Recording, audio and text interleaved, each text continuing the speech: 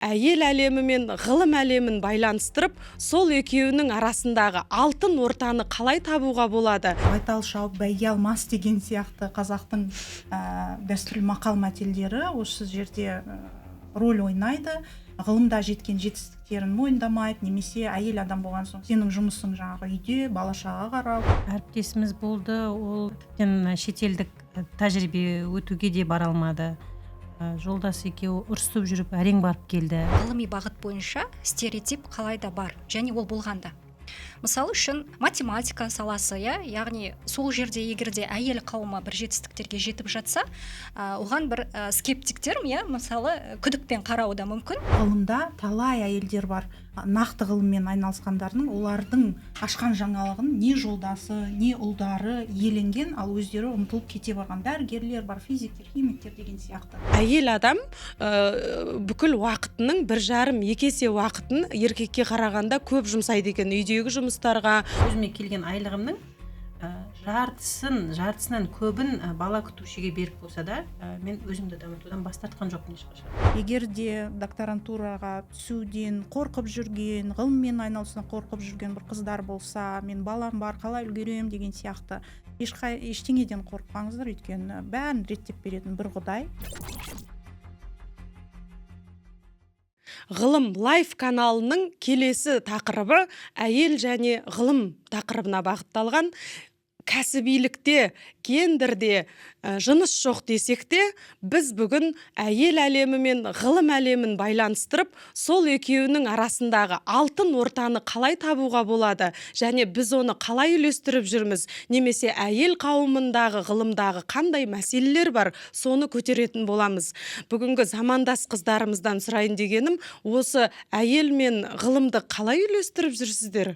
Енді қазіргі таңда біз енді оқытушы болғандықтан және ғылым саласында жүрген ғалым болғандықтан мен енді ортасын таптым деп айтсам болады, тиімді ортасын.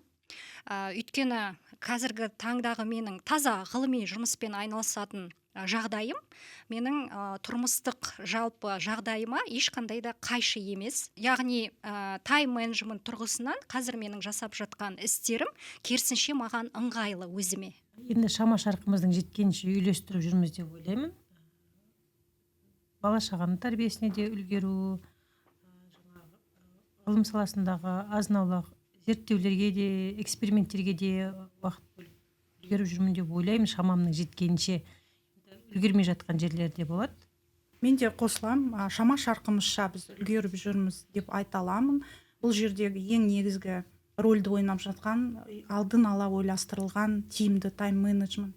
Ерте тұру, бәріне үлгеру, алдын ала жасап қою деген сияқты таразы басын тең ұстауға тырысып жүрміз. Ал мынау ғылымда әйел адамына қатысты, әйелдің жетістіктеріне қатысты бір стереотиптер бар ма? Қалай ойлайсыздар бақылауларыңыздан? Және ол қандай стереотиптер? Мен өзім жеке басым ондай стереотипке ұшырап көрген адам емеспін. Бірақ жан-жағымдағы, айналамдағы әріптестерімнен, бақылағандарымнан ондай стереотипке ұшырап, неше түрлі кедергілерге тап болған қыздарды жеке басым көргенмін. Бір әріптесіміз болды, ол тіптен шетелдік тәжірибе өтуге де бара алмады. Жолдасы екеуі ұрысып жүріп әрең барып келді. Сен неге барасың? Соншама уақытқа деген сияқты. Болмаса тағы бір әріптесім жүр. Негізінде ғылым жолына келген кезде нақты әйел адамға болсын, ер адамға болсын, басқа факторлардан гөрі жанындағы партнерінің, жолдасының қолдауы үлкен көмек негізінде де. Тағы бір сондай әріптесіміз әлі кешен қорғай алмай жүр. Туысқандары, жолдастары айтады, сен әлі оқып жүрсің ба, неге оқып жүрсің, саған неге керек осы деген сияқты стереотиптер жетіп артылады. Менің ойымша стереотип деген біздің қазақы салт сана дәстүрден бастап алатын сияқты. Біз бұл жерде енді дәстүрге, менталитетке қарсы емеспіз, бірақ дегенмен бізде жаңағы алтын басты әйелден бақа басты ер артық, немесе жаңағы байтал шауып бәйге алмас деген сияқты қазақтың дәстүрлі мақал-мәтелдері осы жерде роль ойнайды. Ғылымда жеткен жетістіктерін мойындамайды, немесе әйел адам болған соң сенің жұмысың жаңағы үйде бала шағаға қарау, тамақ жасау, сол кухнядан, асханадан ары аспайтын сол үй шаруасында әйел ретінде ғана қабылдайды. Қандай да бір жетістікке жетсе, оны бәрібір мойындамайды. Бізде саясатта болсын, ғылымда да дәл солай сияқты көп жағдайда. Мен жаңағы келтірген мысалдарымды айта алмаған себебім, менің жеке басым ешқашан ондай стереотипке ұшырап көрген емеспін.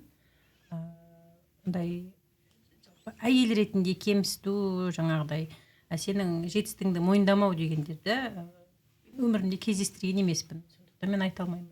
Енді жалпы менің пікірім мына бағыт бойынша, яғни ғылыми бағыт бойынша стереотип қалайда бар, және ол болғанда. Мысалы үшін STEM саласы деп айтамыз ғой, яғни технологиямен, инженерлік бір мамандықтармен байланысты салада. Математика саласы, яғни сол жерде егерде әйел қауымы бір жетістіктерге жетіп жатса, оған бір скептиктер, мысалы күдікпен қарауы да мүмкін. Себебі жалпы қоғамда мына әйел адамдардың қабілеттері, логикасы деген секілді, мына жаратылыстану ғылымдарына аса бір сәйкес келмейді дегенде бір сондай түсініктер бар. Бірақ шын өмірде біз көріп жатырмыз, қаншама әріптестеріміз бар осы салада айтарлықтай жетістіктерге жеткен, және ғылыми жаңалық ашқанда ондай қазіргі таңда нақты мысалдар бар. Сол жаратылыстану бағытына қыздардың аз баруына себеп не деп ойлайсыздар? Біз әлемде 35% ғана екен да қыздар сол салада. Біздің елде де 35-37% көлемінде. Ол табиғатынан ба, жоқ сондай стереотиптерден бармай ма? Мен қоса салайын, бұл жерде мәселен Мария Складовская-Кюриді білесіздер, ол қаншама ғылыми жаңалық ашқан күннің өзінде ғылым академиясына, Францияның ғылыми академиясына ешқашан қабылданбаған. Және ғылымда талай әйелдер бар, нақты ғылыммен айналысқандардың, олардың ашқан жаңалығын не жолдасы, не ұлдары иеленген, ал өздері ұмтылып кете барған. Дәрігерлер бар, физиктер, химиктер деген сияқты. Оны мысалы қазіргі қоғамда Матильда эффектісі деп айтады. Сол заманда еңбегін құнсыздандыру әйелдің. Қазіргіде ғылымнан тыс, мысалы қоғамда алып қарасақ, қазір режиссерлердің әйелдері де айтып жатыр ғой, мен жаңағы автор болғам осындай идеяның, бірақ ол күйеулер мойындамайды, ол құрғанына кеңес берген деген сияқты әйелдің рөлін мойындамау бар. Енді бұл жерде андай victim blaming сияқты естіліп қалуы мүмкін да, менің тарапымнан. Негізі жертваның рөліне кіру деген бар ғой, әркімнің өзінің жеке таңдауы. Өйткені мен өзім тұрмысқа шығып балалы болғаннан кейін айттым, оқуымнан да шығып қалдым, PhD-мнан деп та. Бірақ мен жұмысымнан қалмадым. Мен өзіме келген айлығымның жартысынан көбін бала күтушіге беріп болса да, мен өзімді дамытудан бас тартқан жоқпын ешқашан. Ол әркімнің өзінің жеке басы, ол өзін қаншалықты қадірлейді, ол өзіне қаншалықты сенеді, ол өзін қаншалықты тұлға ретінде көреді, соған байланысты. Жаңағы стереотип деп айтылды ғой, мүмкін ол қоғамның басына сіңіргеніне байланысты шығар. Мүмкін солай сіңіп қалған шығар да, бірақ мен өзімді, мысалы, жеке басым, мен әрқашанда өзімді оқыған сыныптарында мен өзім елдің барлығының алды болатынмын да, мен өзімді әрқашанда сенімді сезінетінмін да, мен қолымнан келеді, мен жасаймын, неге мен қолымнан келмейді деген сияқты. Мүмкін ол сондай факторлар шығар да, мүмкін шынымен жаңағыдай көптеген адамдарға басына сіңіп қалады қоғамның ойы, пікірі, мүмкін содан олар өздерін екінші планға шығаратын шығар. Мәселе қыздардың өзінде де болуы мүмкін дейсіз ғой, өзіндік мақсатқа жетудегі алға мақсат қою, оған жетуге ұмтылысы, дегенмен де ол қыз баланың өмірлік жолында өзінің әлеуметтік рөлдері болады. Ол отбасы құрғаннан кейін де, оған дейін де, ал сол рөлдермен қалай үйлестіруге болады? Қалай ойлайсыздар? Тамаша үйлестіруге болады. Өйткені егер сен өзіңіз мысалы сөзіңіз аузыңызда ғалымдардың зерттеуінше Үндістанда, мынау Германияда жүргізген зерттеулерде әйел адам бүкіл уақытының 1,5-2 есе уақытын еркекке қарағанда көп жұмсайды екен, үйдегі жұмыстарға, туысқандармен араласуға, басқаға. Сіз уақыт жағынан шектеулісіз да бір жағы. Сіз ғылымға ер адам сияқты толық беріле алмайсыз, себебі уақытыңыздың өзі солай үйлескен. Сонда сіз немен тәуекелге барасыз? Мен мысалы өз басым кейде ұйқыммен тәуекелге барам. Аз ұйықтау арқылы мен бәріне үлгеруге тырысамын да. Иә, сіз қаржылай тәуекелге барасыз, менің жеке басымдағы, егер мысалы үшін ең басында айлығымның жартысы кетсе, кейін 5-тен 1 кетіп бастайды, кейін 10-нан 1 кетіп бастайды, тәуекелді ақтайды. Бірақ ол жерде өзінің де кемшіліктері бар, балаңа азырақ уақыт бөлуің мүмкін да. Бірақ сапалы уақыт бөлуге болады ғой. Иә, сапалы уақыт бөлуге болады одан кейін жаңағы көмектесуге шақырған адамның компетенциясы үлкен рөл ойнайды да. Ол адам да білімді адам болу керек, ол адам жаңағы баламен тіл табысқан өзінің ата-анасы сияқты сондай деңгейде баланың білімді, болмаса сондай деңгейде баланың жаңағы эмоциялық, интеллектуалдық сапасы өсіп шығатынына ықпал ете алу керек сондай деңгейде. Ондай мәселе де бар да. Өйткені жақында бір оқыған зерттеулерде сол келтірілген, егер де компетенциялық деңгейі жоғары бала күтушіге тап болсаңыз, ол кезде ол баланың жалпы өсіп шыққан баланың сапасы ата-анасы тікелей тәрбиелеген баладан төмен болмайды деген. Мен енді өз басым мансаптық тұрғысындағы тәуекелге барып отырмын қазіргі таңда.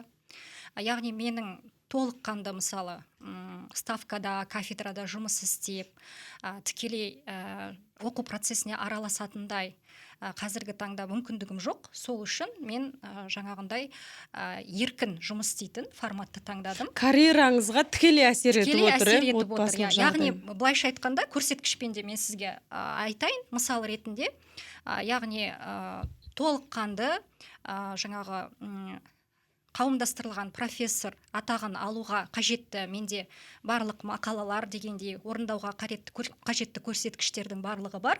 Жетпей тұрған нәрсе сол бір ставкада толық бір университетте жұмыс істеу мысалы. Қазіргі таңда 2 кішкентай баланың анасы болып отырмын. Сол үшін мен қазіргі таңда осы отбасымды таңдадым. Яғни маған уақыт қажет. Сонда елімізде отбасылық декреттегі демалыстағы әйелдер жаңағыдай ғылыми дәреже алуға құжат тапсыра алмай отыр, сондай да бар, Иә, ондай жағдайда бар. Демек, заңнамалық тұрғыда бір ұсыныстар берсек болады ғой онда, Берсек әлбетте болады осы тұрғыда. Жақсы. Ол жерде заңды менің ойымша мұқият зерттеп көру керек. Заңнамалық тұрғыда ол жерде ешқандай кедергі болмауы да мүмкін. Ол жекеленген фактор ма? Сіздің негізі қорғағаннан кейінгі жұмыс өтіліңіз барлығы жетіп тұрғанын қарау керек. Иә, әрине оның барлығын қарастырады. Тек бір жұмыс мекемесінен ұсыныс керек қой. Сол ұсынысты алу қиын болып тұр да, егер сіз еңбек демалысында болсаңыз. Мүмкін заңға нақтылық енгізу керек. Еңбек демалысында болса да бір жерде жұмыс істесе, онда сол орын ұсыналады деген дейді. Бала күтіміне қатысты.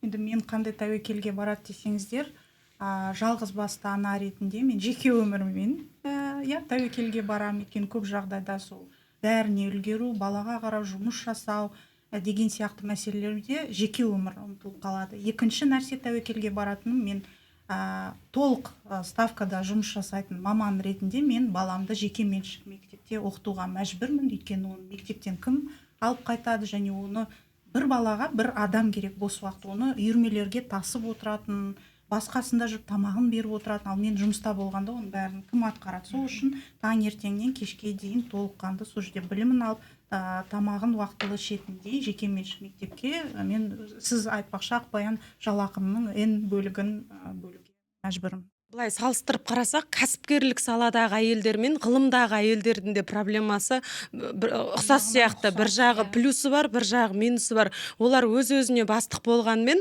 оларда жаңағы бәсекелі ортаға келгенде ер адамдармен бәсекеге түсуде бір мәселелер бар сияқты. Себебі ер адамдар ол өздігінше шешеді мәселені, бәрібір әйел адамдар ол кісілермен коммуникацияға тікелей түсе алмайды деп ойлаймын да. Енді ол үшін кәсіпкерлердің арасында сұрау салу керек та, қандай мәселе. Ал ғылымда жаңағы Айнұр ханым айтқандай дегенмен де үйлестіруге болатын сияқты. Өзіңе әрине карьералық өсімді таңдамасаң, онда ғылыми шығармашылық пен отбасылық балансты ұстауға болатын сияқты, Бірақ тікелей мансаптық өсуге келген кезде біздер расында да оны кішкене кейінге қойып қоямыз. Бала-шаға кішкене өсіп алсын, менің кішкене көңіл аударғаным, назар аударғаным керек кезде мен жанында болайын деп негізінде мен ойлаймын барлығымыз да сондай тәуекелде жүрген болу адамдармыз. бәрібір бірінші орында болу керек. Ал мына Блум бастаған зерттеулер Голландияда, Қытайда, Европада зерттеу жасаған. Сол кезде мынау жұмыс осы ғылымдағы әйелдерге егер бала күтіміне бір мүмкіндіктер болса, немесе универде құрылымдық жағынан барлық жағдай жасалынса, немесе жаңағы сіз айтқандай декреттегі уақыт оның общий стажына қосылса, сондай факторлар болса, ғылымдағы әйелдер 25-30%-ға басқа салаға ауысып кетпейді деген, тұрақты қала деген да. Бұл яғни 30%-ға дейін әйелдердің ғылымда қалуы ол жағдайға байланысты деген негізінде. Ол әрине ғылыми ізденушілік, интеллект оның барлығы дұрыс, бірақ осы әлеуметтік жағдай дұрыс келмесе, әйелдер ары қарай ғылымда қалмайды дейді да. Соған қалай қарайсыздар? Бізде мүмкін бізге жағдай керек шығар әлі де. Мен енді Глазго университетінің докторантурасында оқыдым. Сол жердегі мысалды айтып өтсем, ол кезде енді қызым 2-ақ жаста небәрі. Сол коляскада отыратын кішкентай ғана баламен мен кітапханаға баратын. 12 қабатты ғимаратында 4-ші қабатында бөлек бөлме бар болатын. Ол бөлмеде ата-ана мен бала бірге жаңағы жұмыс жасайды. Бала емізетін жаңағы бұрышы бөлек.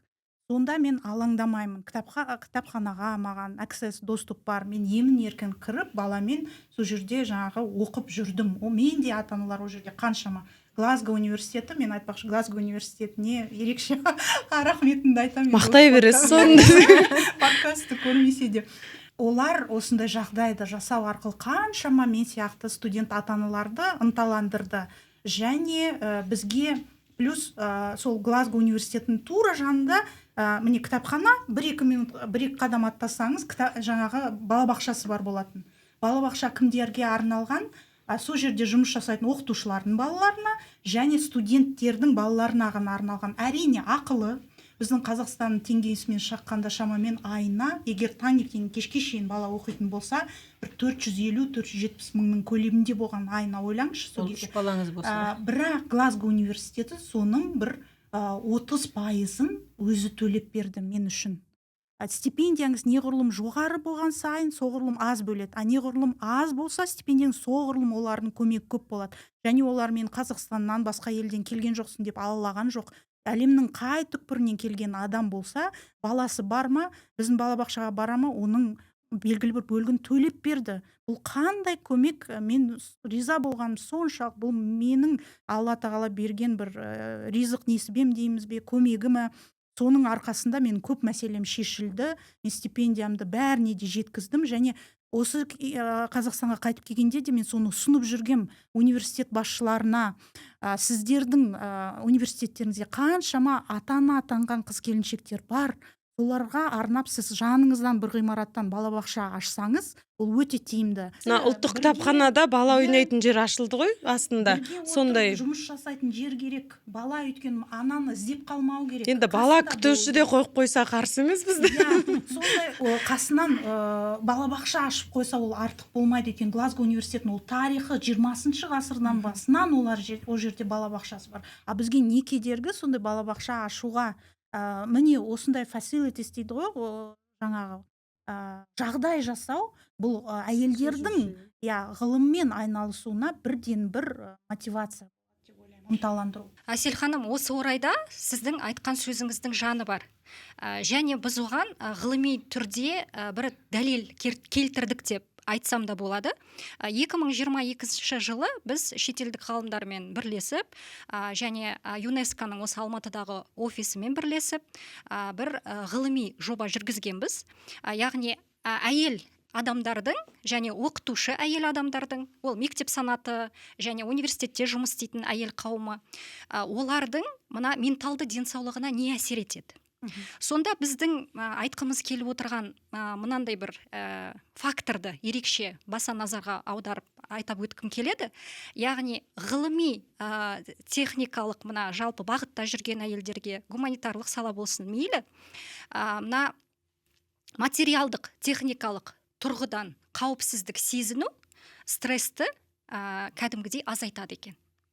Яғни сіз айтып отырған жаңағы жағдайлардың жасалуы, университет тұрғысында осындай көмектің болуы, яғни мен айттым ғой, материалдық, яғни сіз материалдық тұрғыдан да қамтамасыз етілесіз, сонымен қатар сіздің жаңағындай қосымша негізгі функцияңызды орындауға қажетті болатын барлық талаптарыңыз шешіледі. Яғни ол кәдімгідей осы әйел қауымының стресс факторын төмендеткен. Ал стрессқа төзімді әйел адам, ол әрине ғылым саласында да, өзінің мансап тұрғысында да ол тиімді қызмет ете алады. Және бір ерекшелігі, неге әйелдер осы бағытта стресске ұшырайды? Біріншіден, ол әйелдердің рөліне байланысты. Яғни әйел оқытушы, әйел ғалым, ол екі рөлді арқалап жүретін тұлға. Яғни үйдегі оның қосымша жеке стресстары бар, яғни психологиялық тұрғыдан оны күйзеліске түсіретін. Сонымен қатар, жалпы ер адамдар күнделікті жасап жүрген жұмыстарды, әйел қауымы да жасағандықтан, жалпы жұмыстағы стресс факторлары бар. Екеуін қоса есептегенде, әйел адамдар сол себепті көбірек жаңағындай күйзеліске түседі екен. Және бір ерекшелігі, ауыл халқына қарағанда, қала аймақтарында жұмыс істейтін әйелдердің арасында стресс факторы әлде қайда жоғары екен. Оны нақты зерттеулер осы дәлелдеп көрсетті. Және ол сапалы Тейлор and Фрэнсис баспасындағы журналға 2022 жылы жарияланған. Яғни ол жерде нақты Қазақстанның кейсі бар. Мысалы, дат стипендиясында әр балаға қатысты төлемақы төленеді. Мысалы, сіз стипендия алғанда сізге бөлек, сосын сізден отбасылық жағдайыңызды, жолдасыңыз бар ма, қанша балаңыз бар, құжаттарын өткізесіз.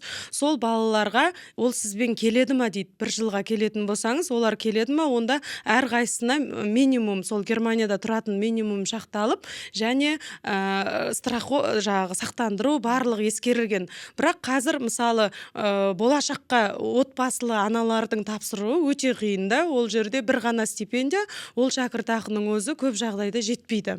Сондай шектеулер бар. Осы тұста мына әлемдік гранттарды қарасаңыз, Европаның, Американың, орталық Малайзияның мынандай гранттар көп.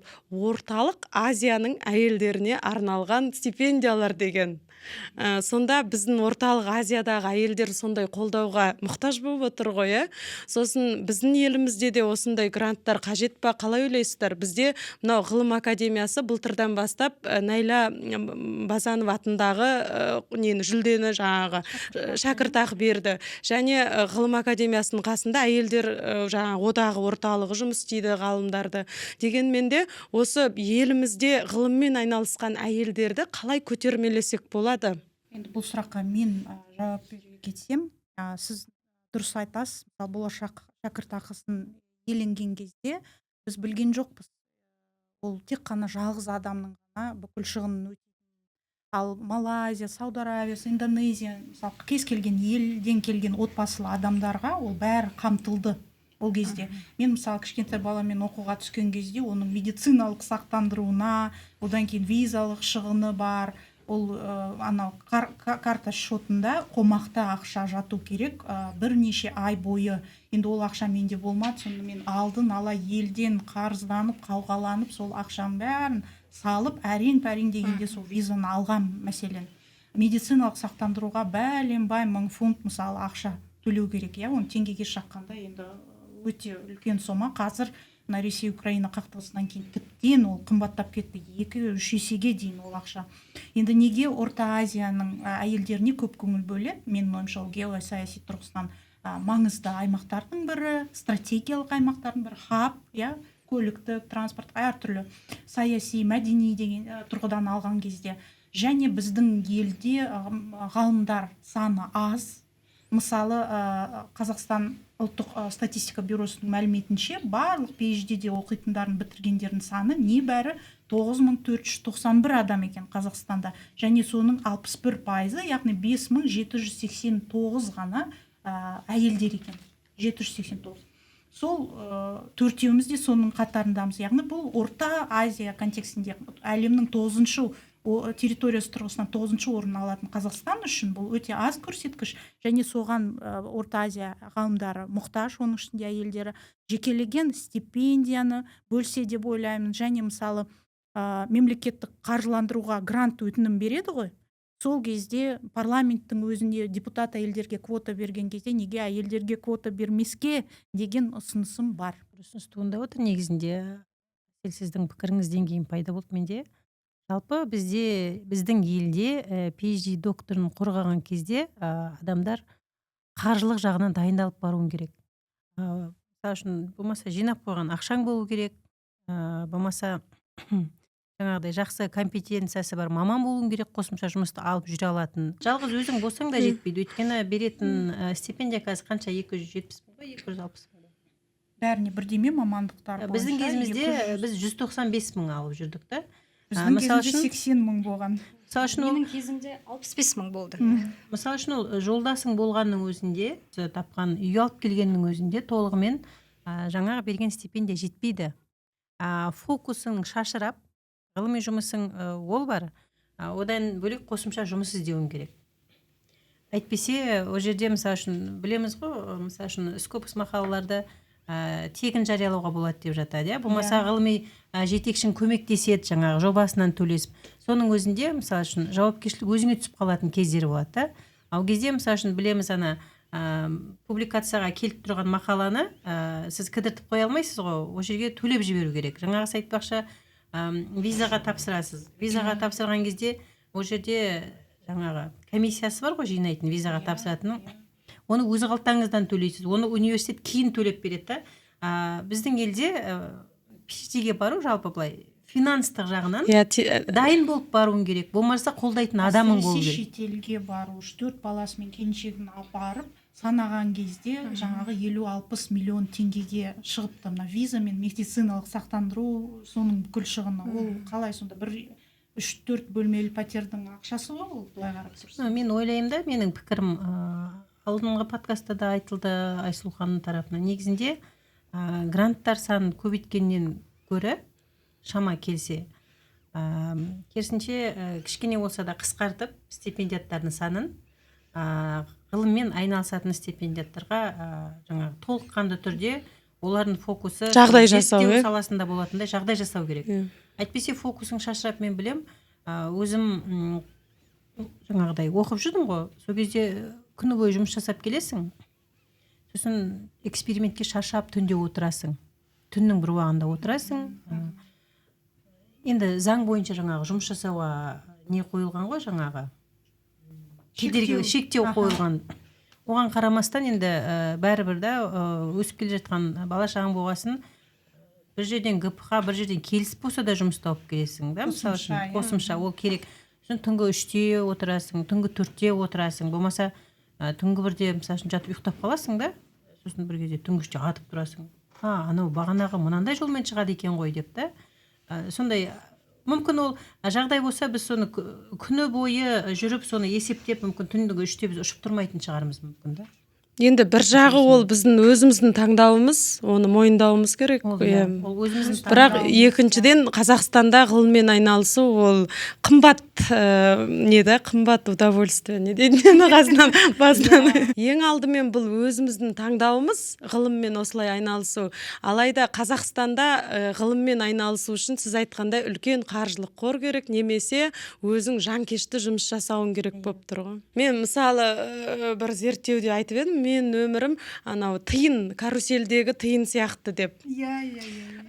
Негізі бұл проблема тек қана Қазақстанның мәселесі емес. Жалпы мына шетелдік өзіміздің әріптестермен сөйлескен кезде де, жұмыс жасау барысында да оларда да дәл сондай жағдай. Бірақ бір ерекшелігі, олар көбіне мына мансап тұрғысын 35-40 жасқа дейінгі аралыққа арнайды. Көбіне жаңағы тұрмыстық жағдайларын, яғни үйлену, тұрмысқа шығу деген сияқты мәселені олар 37 жастан және әрі қарай жоспарлайды. Бұл жерде тағы да міне менталитет мәселесі бар. Маған да өзім әкем сондай траектория жасаған. Мысалы, жасың PhD-ді бітіресің, ары қарай ғылыми жұмыс жасайсың, жасың 40-қа келеді, сол кезде отбасы құрасың. Жоқ, мен әкем сол европалық ойлайтын еді да өзі, сол мен потенциалымды қарап айтатын, сен ғылымға бер дейді да. Сен ертең бала туып, бала қарағанша сен ғылымға берерің барын бер. Сөйтіп 42-де бір балалы боларсың. Сол саладан бір очки таққан бір кісімен жолығарсың. Сонымен сол екеуің жүрерсіңдер, бір ғылыми тілде сөйлесіп, кафелерде шай ішіп деп сөйтіп айтатын. Бірақ өмір Қазақстанның әлеуметтік менталитет бізде басқа ғой.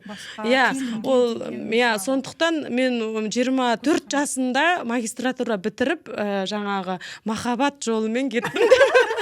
Бірақ махаббат жолымен кетсем де сол отбасы, ғылыми карьера, ғылыми ішімдегі қалау армандары. Соны жүзеге асыруға былай қайтпадым да, жаңа 5 жыл түсе алмасам да PhD-ға түсіп, одан гранттар іздеп, даттың стипендиясын ұтып алып, оған көлік алып, одан гранттар сынып жаңағыдай, одан академиялық семинар, курстар өтіп, қосымша солай ғана мен ғылымда өзімді үйлестіріп отырмын деп айтамын. Бастысы қайтпау ғой негізінде. Сосын көмектен бас тартпау. Менің осылай ғылым мен әйел образын үйлестіруіме ең алдымен ата-енемнің қолдауы, ол әке-шешем тәрбиесінен бөлек жолдасымның, сосын жаңағы тіпті көршілерімнің, біз қайда тұрсақ та көршілеріміз бізге үлкен көмек беретін, балаларымызды балабақшадан алғанға дейін. Сондай орта сізді қолдау керек та, ол ортасыз сіз ешқандай жетістікке жете алмайсыз. Мен толық келісемін, өйткені мен айтып отырмын ғой, түнгі 1-ге шейін отырамыз, 3-ге сол кезде мен жолдасым балдарды алып өзі ұйықтап қалатын да. Ол да негізінде үлкен көмек. Өйткені әдетте қалай кішкентай балашаға сен қасына барып көңіл бөліп ертек айтпағанша, болмаса қасына барып бірге қисайып жатпағанша ұйықтамайды. Сосын одан бөлек расында да ортаның қолдауы үлкен маңызды. Мен мысалы үшін расында да өзімнің туыстарымнан, өзімнің анамнан бөлек қайын жұртыма да алғысым шексіз. Ол кісілер расында да қабылдады менің сондай адам екенімді. Сондай, қандай? Менің тіпті қайын әпкем бар, ол кісі дейтін, мен жаңа КБТУ-ға түсе алмай жүрген кезде, ол кісі скорыйда жұмыс жасайтын. Сосын сол кездегі ректоры спецконтингентіне кірді ма, ол кісі жұмыс жасайтын поликлиник, сол кісіге барып тұрып сұраған ғой, осы менің келінім бар, соны докторантураға восстановить етейік деп едік деп. Одан кейін мен екінші рет PhD-ге түсе алған кезде ол кісі андай тілектерінің арасына қосып қоятын, Ақбаян PhD-ін қорғап алса екен деп та, оның өзі үлкен көмек. Айналаңыздағы дұға. Мен де осы орайда айта кететінім, мен кішкентай қызымды бағуға көмектескен, мен ғылым жолында емін-еркін докторантураға түсіп, осы жолда мен жүргеніме мен әкемнің рөлі ерекше. Папа, саған көріп отырсаң көп рахмет. Мені қолдағаның үшін, менің ұйқысыз түндерімді бөліскенің үшін, бала бағып, осы жағдайға жеткізгенің үшін саған көп рахмет. Енді менің жеке тәжірибемде жалпы қазір мен енді мансаптық тәуекелге барып отырмын дедім ғой. Шын мәнінде де қазір ойлап қарасам, дәл осындай қарқынмен мен осы 2 баламен жүргенде ол қарқынмен жүре алмас едім деп ойлаймын. Мен жаңағы мансаптық өсу мәселесі, яғни басқарушылық қызметтерде де жұмыс жасау, сабақ беру, ғылыммен айналысу деген сондай жан-жақты функционалды мен тұрмыс құрғанға дейін орындаппын да. Ал қазір енді оның барлығын мен қамтып жүрейін десем, ол шын мәнінде де мүмкін емес. Сол үшін де менде жаңағындай таза ғылыммен айналысатындай, өзіме бір еркін мына күн тәртібін жасай алатындай жағдай жасау қажет болды. Және соның өзінде де 2 баламен әрине оның барлығын үйлестіру қиын. Сондықтан қолдаушылар әлбетте керек. Ең бірінші Алла, одан кейін менің анам мен жолдасым, олар да моральдық тұрғыдан, материалдық тұрғыдан, уақыт тұрғысынан болсын, қазіргі таңда маған жан-жақты қолдау жасап отыр. Мысалы, қазірдің өзінде мен дәл осы жерде отыруыма үйдегі осы абзал біздің адамдар себепкер деп айтсам болады. 2 баланы қазір ие болып, соған қарайлап отырған. Әйтпесе ол мүмкін емес болар еді. Дұрыс айтасыз. Барша қолдаушыларымызға рахмет деп. Ол сосын сублимация теориясы бар да, адам бір жерден алған күшін келесі салаға басқаша қолданады да. Сол мысалы сенің отбасылық өмірің сенің жұмысыңа басқаша тың серпін береді да. Мысалы, PhD кезінде менде таза сублимация болды деп айта аламын. Себебі мысалы PhD-де көп докторанттар стресске ұшырайды, депрессияға ұшырайды, бір кетіп қалады, басқа тақырыпқа қуып кетеді мысалы да. Менде ондай қууыма мүмкіндік бермеген отбасым болды. Иә, себебі мен депрессия, стресс деген не екенін білген жоқпын. Себебі оған уақытым болған жоқ. Егер уақытым жоқ, егер мен уақытым болғанда обязательно стресске түсірем. Себебі менде физический уақыт болған жоқ. Мысалы, күніңіз таңертең тұрғаннан 5-тен бастап кешкі 11-12-ге дейін жазулы да, мысалы. Сіз бірінен соң бірін, мысалы, кітапханаға келген 2 сағат уақытты сіз максимум қолданасыз. Сол жерден бос отырып мынаны, жоқ, мынаны құр оқып бүгін бір мақала оқып кеттім деген жоқ. Ол күнге мақсат сіз мысалы одан бір уже түйін жазып шығу, иә? Иә. Сол үшін, сондай бір нақты мақсатпен тайм менеджментке отбасы бір не дейді, катализатор болды да, менің өмірім жеделдеуіне. Ал жеке өзім жүрсем, бір 5 күнде бір кітап оқып, жүре берермін, уақыты көп адам болсам, оның да өзінің вайбы, кайфы бар шығар, бірақ менде ондай уақыт жоқ. Әлі өмірім сондай. Менде мысалы бос, мысалы кино көруге, енді кино кейде көреміз ғой саналы түрде, бірақ бір бос уақыт мүлдем жоқ. Бос уақыт, егер ол біреу бұзылса, онда бүкіл жүйе кетеді да. Жұмыстарға алдын ала жоспарлаған. Сол тайм менеджменттеріңіздің құпиясын айтып өтіңіздерші, қалай жоспарлайсыздар? Осы жерде тайм менеджментті айтып өтейінші, Айсұлу айтып өткен катализатор деген да. Біздер группада 5-еуміз оқыдық PhD-да. Сосын 2 қыз үлкен болдық та, біреу мен, сосын менен үлкендеу бір қыз оқыды. Қалғандар жастар арасында, семьясы жоқ, өздерімен өздері. Сосын PhD-де кім бірінші қорғады деп ойлайсыздар? Отбасылылар ма? Отбасылар бірінші қорғады. Бізде де сондай көрсеткіштер бар.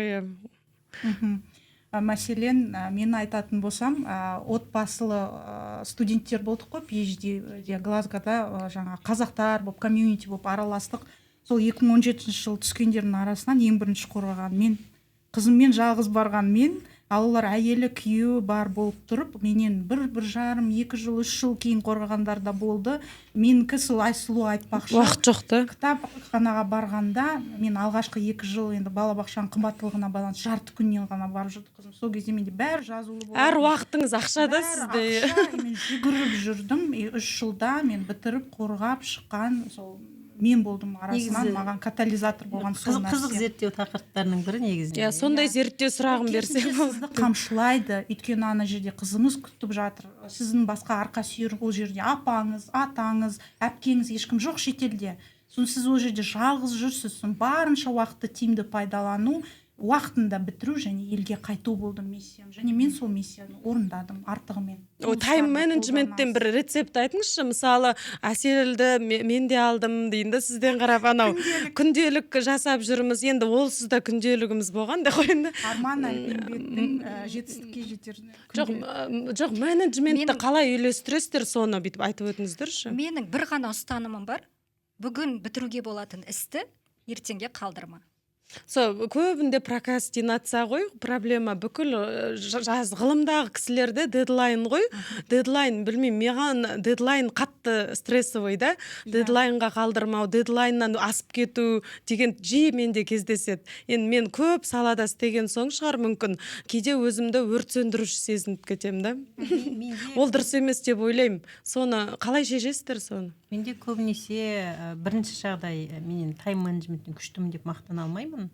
Сосын менде құтқаратын мәселе, айттым ғой, мен басында өзімнің айлығымның бір бөлігін бөлемін да, маған көмектесетін адамға деп. Мен көмектесетін тәтем бар. Мен тіпті қорғаған кезде сол тәтем мені бала ұқсатып баққан, тамағымды пісіріп береді, жаңағыдай. Қандай бақытты болғансыз, тамағымды пісіріп береді, үй жинаулы, бала бағулы. Енді ол кісіге Алла разы болсын. Ол кісі болмаса, мен ойлаймын, мен қорғай алмайтын шығармын деп. Қорғай алмаған бай едім деп ойлаймын да. сол идеальный баланс жоқ сияқты, иә, Баланс негізінде. жоқ, бірақ тырысуға болады. Мысалы сіз айтып жатсыз ғой, қандай құралдарды пайдаланасыз. Иә, сіз екеуміз жаңа күнделік пайдаланамыз. Күнделікті ісіміз жазулы, ал мен тағы ана 1 жылға планер пайдаланамын. Соны қабырғаға іліп қоямын. 2026 жылғы планерді мен былтыр күзде алып қойғам, алдын ала. Келесі жылға жоспарым қандай, қай мақаланы қай уақытта журналға жіберем, соның бәрін 1 жылға жоспарымды мен құрып алдым бәрін түгел. Сіз ана шетелдік профессорлар сияқты екенсіз. Ана кабинетіне барсаң тұрады ғой. Сондай. Әрине, ол Алла біледі, біз білмейміз не Дегенмен, болады, алдымызда не күтіп тұрған. Бірақ ойбай, енді сол болады екен ғой деп бүйтіп бос отырмайсыз ғой. Сіз әрекет жасайсыз, дұрыс па? Арасында енді анда-санда болса да біз киноға да барып үлгереміз. Түк істемей құр демалып жатқанда күндер болады. Бірақ соған қарамастан мен өз-өзімді қамшылап, уақытында істеуге тырысамын, және жауапкершілік сезімі менде өте жоғары болғандықтан мен мысалы дедлайн ба, мен оны жаңағы жібермей, өткізбей жүре алмаймын. Түн бойы ұйықтамасам да мен таңға дейін істеп шығуым керек. Қалай, сіз айтыңызшы, отбасыда қалай бөлесіз ол жолдасыңызбен? Ғылымға қатысты. Мысалы үшін ғылыми есеп тұрма, түгел өзіңе іліп алмау.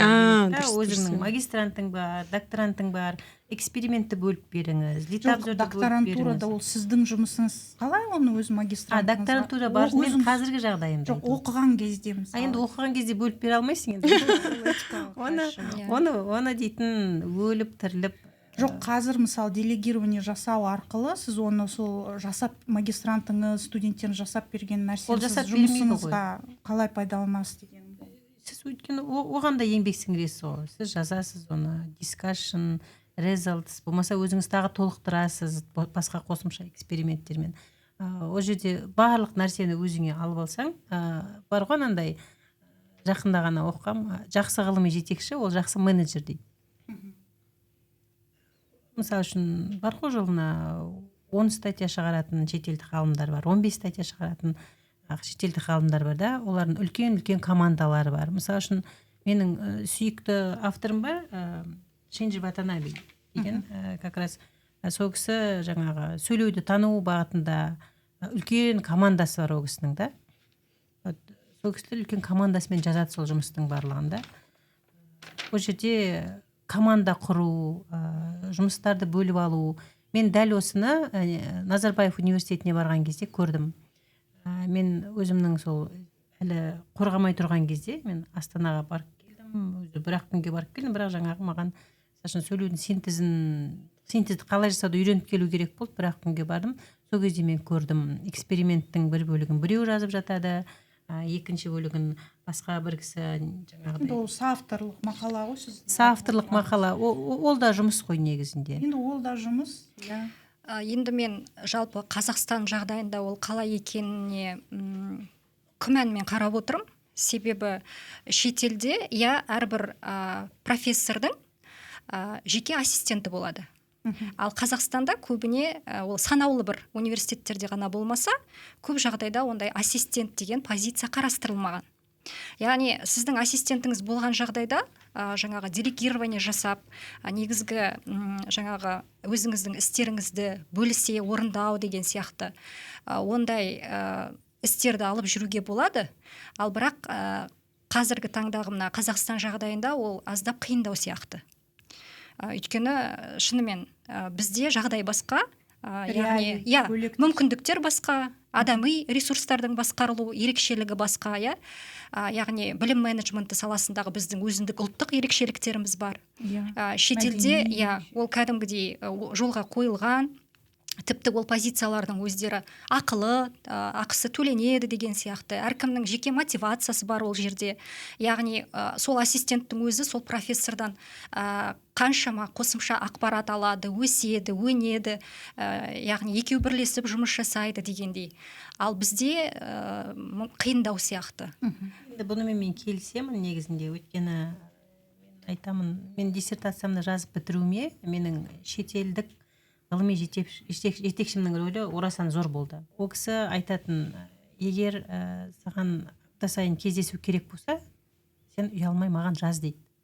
Содан мен басында ол мақсатын түсінбейтінмін, талдайтын шығармыз деп. Содан біз жаңағы диссертацияны жазу бойынша кездесулер қоюға келістік. апта сайын кәдімгідей, мысалы үшін осы бейсенбі және келесі бейсенбі, одан кейінгі бейсенбі деп, сосын жаңағыдай апта сайын шығады жаңағы менің ғылыми жетекшім 1 сағат 1,5 сағаттан. Сосын мен ұялдым. Өйткені менің ғылыми жетекшім Португалияда болды да, ол кісіге ешқалай да ақша төлеудің жолдары болмады ешқандай.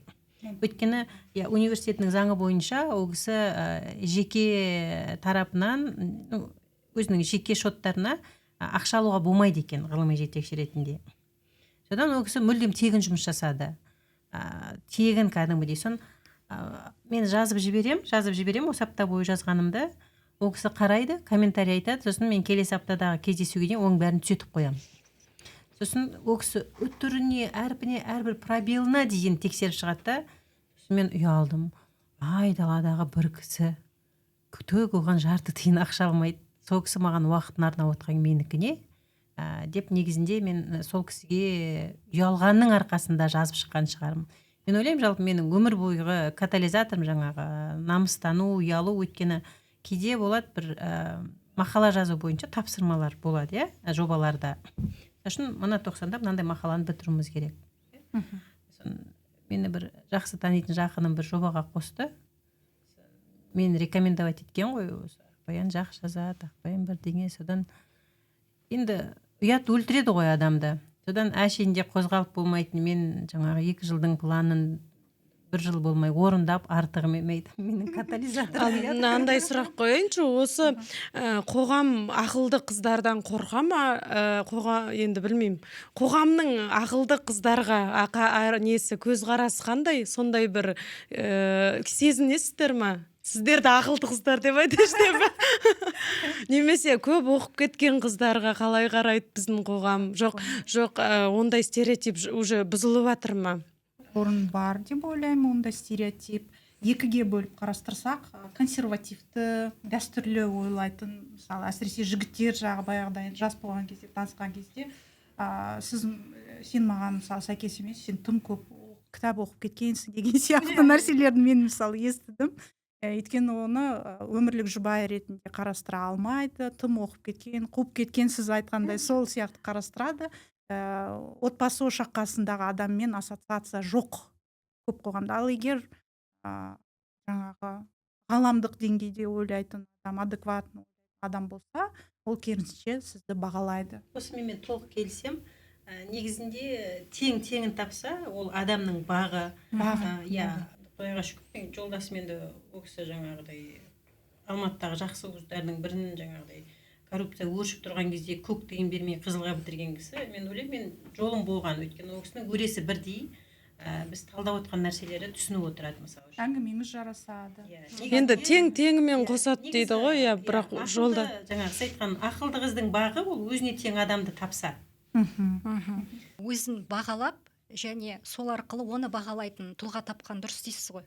Шамасы келсе бағалайтын тұлға тапқан дұрыс. Негізі партнерлық қарым-қатынас әйел адам өзін бағалау керек сияқты. Әйел адам өзін бағалаған кезде оған сондай адамда жолығады негізі. Себебі ол мәселе оқудың, ғылымның біздің қоғамда бағасы жоқтығында деп ойлаймын да. Себебі ол ғылым оларға бір жеңіл, немесе институтқа ғана керек, полкада тұратын кітаптай көрінеді да. Ал негізі ғылым ол өмірге күнде керек нәрсе ғой негізі. Егер жалақысы өте жоғары болса, ғылым онда бәрі бағалар еді. Ғылымда белгілі бір дәрежеге, карьера жеткен жетістікке жету үшін де әйел баласы кейде жаңағы отбасылық өмірден, баладан, тағы басқадан бас тартуға келіп жатады. Ол мәжбүрлі түрде келіп жатады да. Ондай да жағдайлар бар ғой енді. Басымдықты ауыстыру немесе менің айтып отқаным бір жағы тағдыры. Егер жаңағыдай жаныңа өзіңді қолдап отыратын жолдас тапса, ешқашанда ештеңеден де бас тартпайсың. Ондай мәжбүрлік тумайды. Сосын, мысалы үшін, білесіздер ма? Қазір осыны пайдаланып мен айтқым келіп отыр, мынандай мәселе бар андай. Сол сен мектептегі косинус пен синусты қолдандың ба өміріңде дейді да. Осыны оқысам мен шашым тұрып ашуланып кетем кәдімгі дейді. Мен айтам, кезінде сол косинус пен синусты бекерме мән қойып оқымадым деймін да. Қазір data science, machine learning, даже әлеуметтік зерттеулерде бар ғой. Cosin similarity деген бар, ғылымның барлығы статистикадан тұрады, жаңағыдай бақылаулардан кейін жаңағы зерттеулер жасап ұқсастығын тікелей байланысты айырмашылығын шығарып десеңізші еді. бүгінгі Тікелей байланысты өмірмен, да. иә. Иә, бағаналы бері сіздермен айтып жатырмыз, мысалы үшін мынандай жағдай жасалған, андай жағдай. Ол жағдайдың барлығы ол жерде батыс елдері аспаннан алған жоқ. Олар барлығын зерттеулер жасаудың нәтижесінде келіп, сосын оны кейін жаңағыдай басқару шешімдері бар ғой, басқарушы органдар өздерінің шешімдеріне сол мәселелерді қосқан. Бізде мысалы үшін басқару мәселесі және ғылым өз алдына бөлек өмір сүреді қазіргі таңда, менің білуімше, да? Енді мынау ғылым жолына беттеймін деген оқушы қызға, сіңлілеріміз ғой, студенттерге, магистрант немесе докторанттарға сіз қандай бір өзіңіздің өміріңізден, бүгінгі түйгеніңізден бір қандай ақыл айтасыздар? Соны бәріміз қорытып айтып шықсақ. Менің айтатын лайфхагым, жас қыздар, болашақ жарларыңызды таңдар сәтте басын ашып алу қажет. О бастан. Яғни мен осы ғылым саласын таңдадым. Мен осындай белсенді өмір салтымен өмір сүріп жүрген адаммын о бастан. Мектепте мүмкін жетістіктері болған шығар. Одан кейін де бір шетелге барамын, оқимын, дамимын деген бір ауқымды мақсаттары бар шығар. Яғни сол мақсаттарды құрметтейтін және өзіндікіндей қабылдай білетін ер азаматты табу. Сол жерде тіл табысқан кезде екі азамат, онда проблема туындамайды. Және ол бір келісім шарт сияқты. Тұрмыс құрмастан бұрын, яғни барлығын анықтап алу. Яғни не нәрсеге сен келісесің, не нәрсе мысалы сенің пікіріңше мүлдем ақылға сыймайтын қайшы нәрсе. Яғни екі адамның, жеке дара адамның мақсаты бір арнада тоғысқан кезде, ол кезде сол сыйластықта болады, қаншама қиындықтарды да бірге алып жүруге болады. Яғни осы бастан бірден анықтап алған абзал деп ойлаймын өзім. Мен толықтай сізбен келсем, мен бір құрбы қызды білем, бір құрбы қызым бар. Оның жолдасы өзі шетелге оқуға түскен кезде мен сенің артыңнан бармаймын деген сияқты, мен сонда сенің артынан күшік сияқты еріп жүрем бе деген сияқты бас тартқан. Бұл менің ойымша бір жалған намыс, сасық көкірек. Ол керісінше сол қуанып қолдау білдірудің орнына бұл кезде анандай бөгет қойып тастайды. Сол сіздің сөзіңіздің жаны бар. Ал енді мен өзімнің беретін лайфхагым, орыста мынандай сөз бар: лучше сделать и пожалеть, чем не сделать и пожалеть. Егер де докторантураға түсуден қорқып жүрген, ғылыммен айналысудан қорқып жүрген бір қыздар болса, мен балам бар, қалай үлгерем деген сияқты, ештеңеден қорықпаңыздар, өйткені бәрін реттеп беретін бір Құдай. Оның көзі оң болсын, сіз бәріне де үлгересіз, бәріне де жетесіз, түсесіз, қорғайсыз. Керісінше біз сияқты PhD қазақ докторанттарының санын көбейтіңіздер дегім келеді. Менің жалпы ғылымға келіп жатқан, ғылымда жүрген әріптестерімізге, болашақ әріптестерімізге айтатыным, көмектен бас тартпаңыздар. Сосын айналаңыздағы қоршаған ортаның сынауынан қорықпаңыздар. Өйткені мен өзім PhD-мді бастаған кезде, біз жолдасымыз екеуміз келісіп бірден шешім қабылдадық. Біз үйде тұрып жұмыс жасайтын кісіні жұмысқа аламыз, ол бізге көмектеседі деп. Расында да солай ойлағандай болып шықты. Менің мүмкін PhD-мді тез қорғап алуымның да себебі сол шығар. Біз тәтемізбен келістік. Сіз бізге 3 жыл бойы көмектесіп бересіз, сосын мен қорғағаннан кейін сізге қомақты қаржы берем деп. Сондай келісім болды. Сосын басында біз тәтеміз жұмысқа қалған кезде енді сыни пікірлер болды қоршаған ортадан да. Ол не қылған масқара деген сияқты. Біз оның біреуінде құлаққа ілген жоқпыз. Енді елдің бәрі сынады деп айта алмаймын, бірақ бірен-саран пікірлер болды. Кімнің аузына қақпақ боласыз? Оны жолдасым да, мен де тіпті құлаққа ілген жоқпыз. Нәтижесінде елдің бәрінің көзі үйреніп, құлағы үйреніп, ол бір нормально жаңағыдай қалыпты дүние сияқты қабылдап үйреніп кетті. Көмектен бас тартпаңыздар, сосын айналадағы сыни пікірлерден қорықпаңыздар. Жалпы шетелде жүріп мансаптарын ұйымдастырып жүрген қазақ отбасылары өте көп. біздің иә. айналамызда да ондай себептер бар, иә. Қызғас, иә. Және олар ғылым саласында мына айтулы шетелдік университеттерде қазақтың атын шығарып жүрген сондай азаматшаларымыз бар.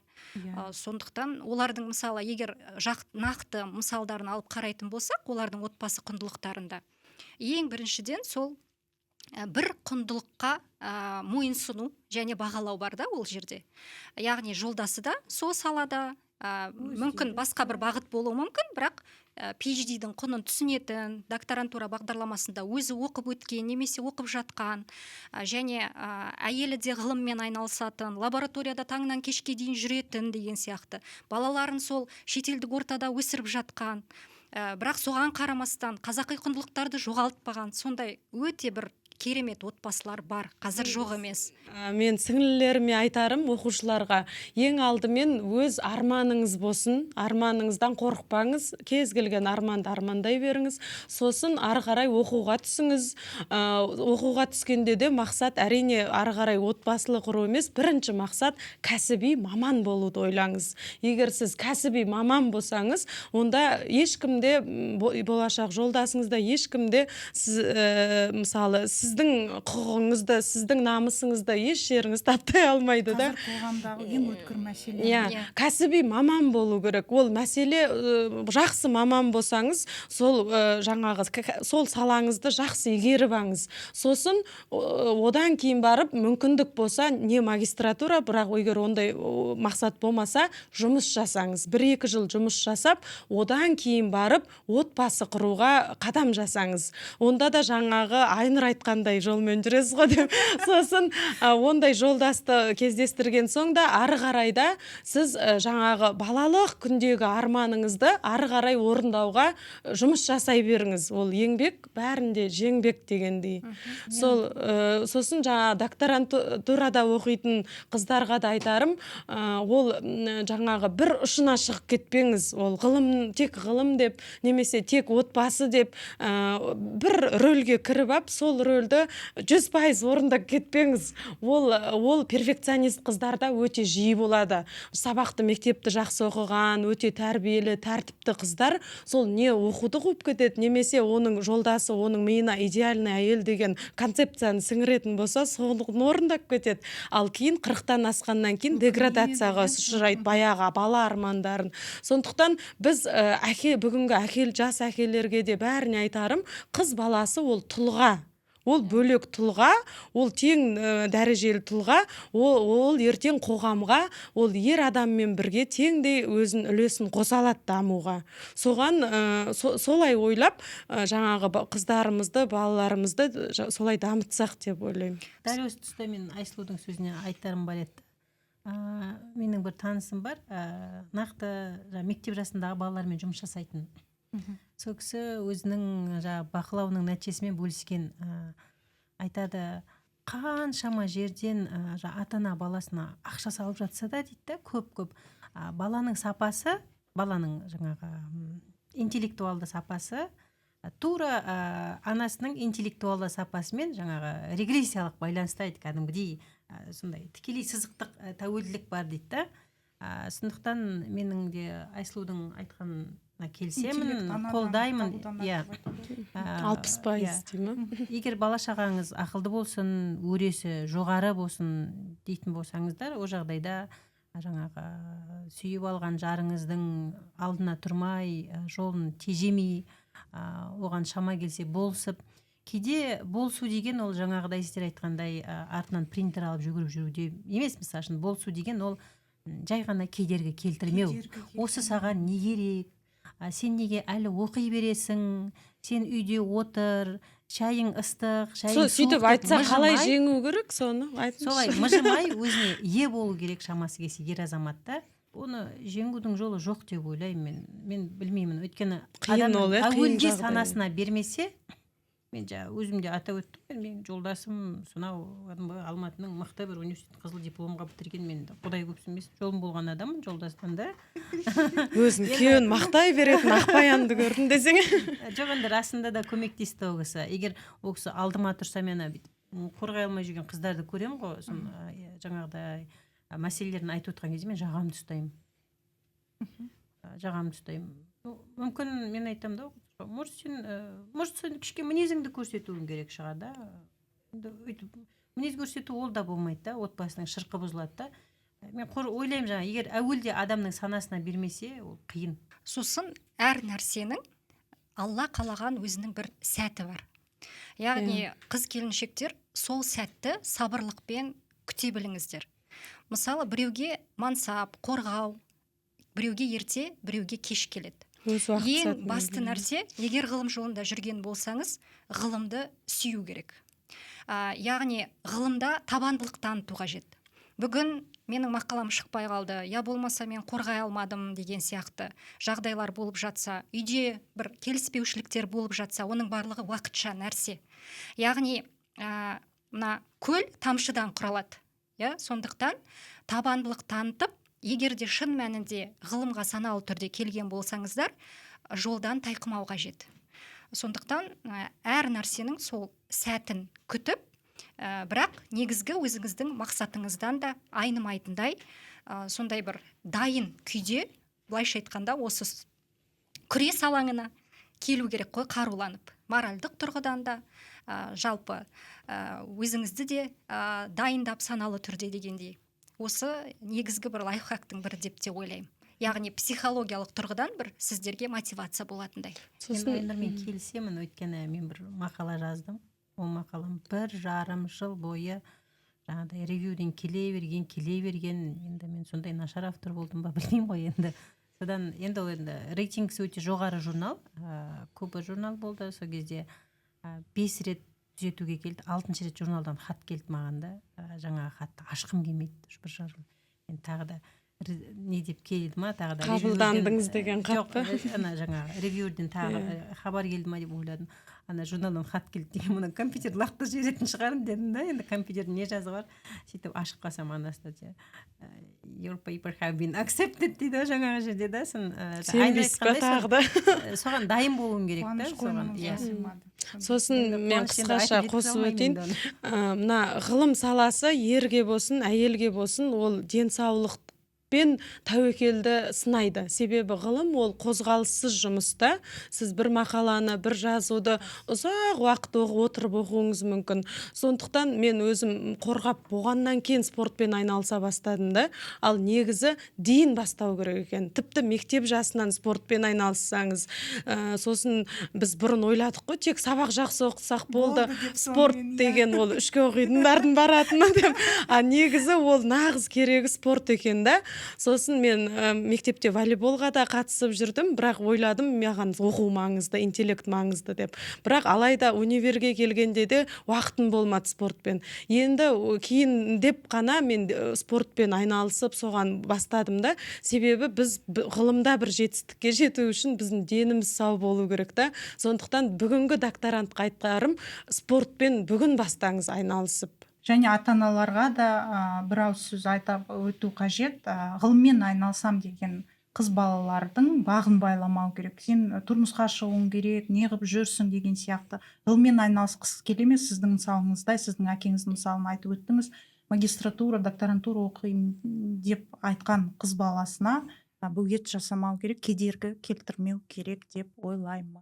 Білімді ана, білімді ұлт. Сондықтан білімді аналардың саны көп болсын, және академиялық ғылым саласында доктор, профессор, академиктердің ішінде әйел, қыз балалар көп болсын.